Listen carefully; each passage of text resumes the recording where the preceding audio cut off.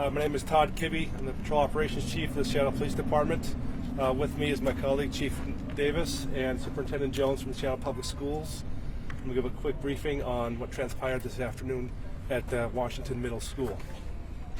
Approximately 1 p.m. this afternoon, a 12-year-old student of the school was fatally struck by a vehicle on 20th Place, just on the side of the school. That vehicle was unattended at the time. Preliminarily, we believe that the vehicle was rolling backwards, the driver having failed to place it completely in park. So the vehicle was rolling backwards down a hill when it fatally struck the 12-year-old student. We have no more details on that student at this time. Obviously, we asked for privacy for the family. Through our colleagues at the Seattle Public Schools, we are dealing with the family, and Superintendent Jones can kind of speak to the efforts of the schools and their efforts for the rest of the students. At this time, the person who had been driving the car is being evaluated for drug and alcohol. That evaluation is ongoing, and no more details at this time. I guess to conclude, I'd like to, on behalf of Chief Barnes and the rest of our department, this is obviously a tragic situation for the community here, for the schools, and I just offer our support to Superintendent Jones and the rest of Seattle Public Schools and all their families, and if we can do anything for him and them, we would certainly do so. And I'll turn it over to Superintendent Jones for any comments. Yes, we are heartbroken by this tragedy. We are working to provide support to the families, the students, and the staff. We have a care team here in place to make sure that we're meeting the needs of our students, again, our families and staff. And we'll be here throughout this afternoon, and in the morning when students arrive, we'll be providing them supports as well. Again, this is a tragedy, and we're heartbroken by this situation.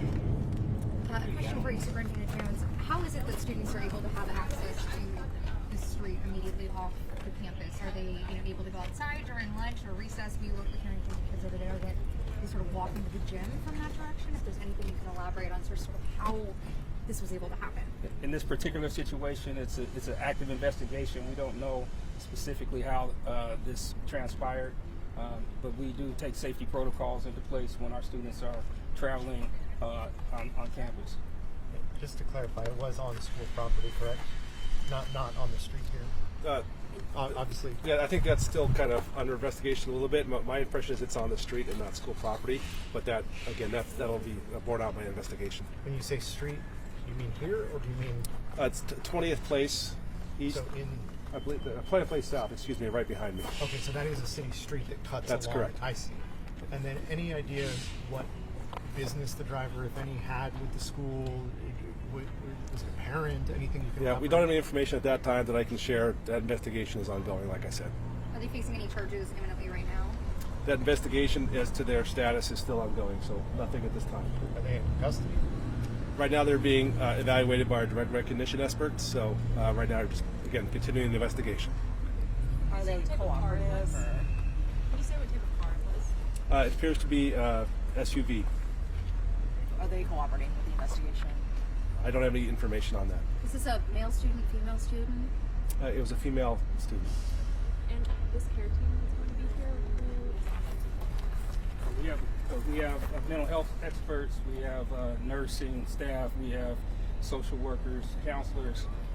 That comprises our care team. We have other staff who are here also to support safety and security to make sure that we secure the area. Superintendent, can you give us just a little bit of an overview of the school? It's a middle school. What grades? Was school in session, etc.? Yes, this is Washington Middle School. We have 6th through 8th grade, averaging age of 11 to 14, and it's comprehensive middle school. What's the demographic here at this school? It's a very diverse school in terms of racial demographics, economic demographics. We have honors programs here. We have STEM programs here. It's a comprehensive middle school. Can you tell us about this one-way street? What is this used for if it's not? Again, the use of the street, I'm unclear at this time. It appears to be a Seattle city street, but obviously it goes right in front of the school, and so I would imagine it has use for the school for parking and people dropping off, but I don't know that for sure. Question for you, You said it looks like the car rolled down the hill backward. Can you explain a little bit more? Like it was parked right here and it was on the street, or can you just describe it? So it appears again on a preliminary investigation that the car rolled approximately 75 yards down a slight hill to the south of us and then struck the student. a question for you, Superintendent. I know you have this peer team and you've talked a little about that, but how do you even begin to have these sorts of conversations with kids who are 11 to 14 years old? Their classmate not only passed away, but passed away, a few feet from where they were. Yeah, our team is trained in crisis management. Our team has provided countless times support in different situations. They're very well trained, very well coordinated. They know what to do. They have age-appropriate responses ranging from therapy to immediate services. What happens next? Well, from the Seattle Police Department standpoint, obviously the cause of the collision and the person who was in control of the car will continue an investigation. Obviously, the investigation will lead us in certain directions, but at this time, again, we're still processing it and obviously mourning the death of a 12-year-old. Can you tell us why they're being evaluated for drugs and alcohol? Was that a preliminary? Yeah, it's standard practice for fatal collisions like this. Again, it's a little bit different, obviously, since there wasn't actually a driver in the car. But again, we're just following the path of our investigation forward.